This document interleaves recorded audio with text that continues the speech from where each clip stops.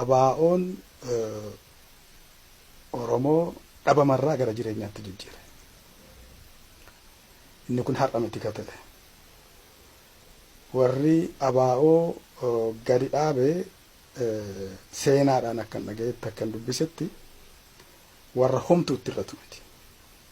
Homtuu warra beekumsi itti hir'anne, warra mooraaliin itti hir'anne, warra qabeenyi itti hir'anne, warra jagnummaan itti hir'anne irra guddaan isaanii warra irra lubbuudhaan hin jirre. Jaalabbumaa miti kuufa ittumtuun irratu, jaalbaarotumsaa fi ittumtuun irratu, jaarraa abbaa gadaa fa'aa ilmu bultuu fi homtuu kan itti irratu hin jiru. Daandii jara kanaa faana hiriiruuf ani gaafachuu nan barbaachisu isaaniin beekuun qofti nagaa. Abaa'oon isa bara arfan kanaa, isa bara shanan kanaa, isa waggaa 10 jedhamee ka addaan ba'u otoo hin ta'in jalqabumarraa Oromoo dhabamarraa oolche. Dhabamarraa gara jireenyaatti jijjiire. Kana keessatti yeroo tokko ol guddachaa, yeroo tokko gadi bu'aa, yeroo tokko dadhabaa, yeroo tokko jabaachaa dhufe. Yeroo baay'ee abaa'oon kan itti hirkate hafe uummata Oromooti. Isa kanas Oromoo waliin godhe. Qabsoo kana keessa waggaa 4-5 kana keessa miseensa abaa'oo qofadhaa ka jedhamu hin jiru.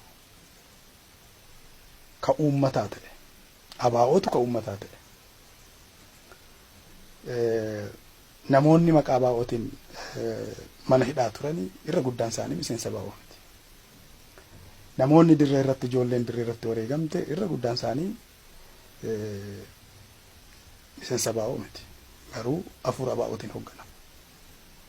Atuu hoogganii abbaan fedhayyuu haa hoogganu hafuura abaa'ootiin hoogganamu. Dhugaan jiru kanadha. Kanumaan beekaa kanarraa quba qaba. Jijjiirama dhufee akkamitti ilaaltan sin akka nama tokkotti? Baay'ee nama gammachiisa. Oromoon humna ta'uusaa agarsiise. Waan gaariitu mul'ate. Garuu waan keessatti ilaallachuu qabu qaba. Rakkoo gaanfa Afrikaa fure kan addunyaan dadhabde Itoophiyaa fi Eertiraa walitti araarse Oromoon. Dargaggeessa Oromootu walitti araarse. Tun jaallatiin harka micciire.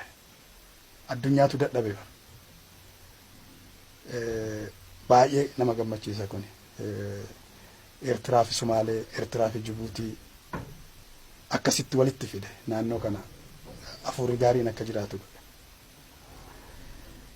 Haga faayidaa gaanfa Afrikaa kanaaf agarsiise ufiifirraa argate ka jedhamu garuu ilaallachuu qaba. Faayidaa haga ta'e hafuura baafate. Hagas haga naannoon keenya dadhabbii uummata keenyaa, dadhabbii ijoollee keenyaa, obbolaa keenyaa, dhiiga isaanii, lafee isaaniitiin irraa fayyadaman Oromoon irraa argate ka jedhu garuu Oromoon kamuu dhaabbatee ilaallachuu qaba. Silaa argachuu turre ture. Hafuura baafachuun immoo dhalateera. Waan gaariitu jira. Amma gara Eertiraatti keessattuu waraanni adda bilisummaa Oromoos ta'ee hooggansi adda bilisummaa Oromoos biyya keessatti ifaan kan sochoone magaalaa biyyaatti galee waajjira qaba Finfinnee keessa. Jidduu kana immoo walitti bu'iinsoonni adda addaa argamaati jiru. Sumni akka nama tokkottis ta'e akka miseensa dhaaba garee kana keessa jiru tokkotti isin maalin rakkoo kana maaltu dhalee? Gabaabaadhumatti walii galtee Asmaraatti godhame sana hojiirra oolchuu dhabu. Kanatu rakkoo ammaa kana fidaa jira. Yeroo ammaa kanatti garaagarummaan adda addaa fi walii galteen Asmaraatti ta'e kana hojiirra nooshine abaa'oon hojiirra nooshine jedha ODP'n. Abaa'oon immoo gama isaatiin ODP'tu hojiirra nooshine jedha yookaan immoo mootummaa Itoophiyaatu hojiirra nooshine jedha. Furuun hin danda'amu rakkoo kana? Rakkoon hin furamne hin jiru.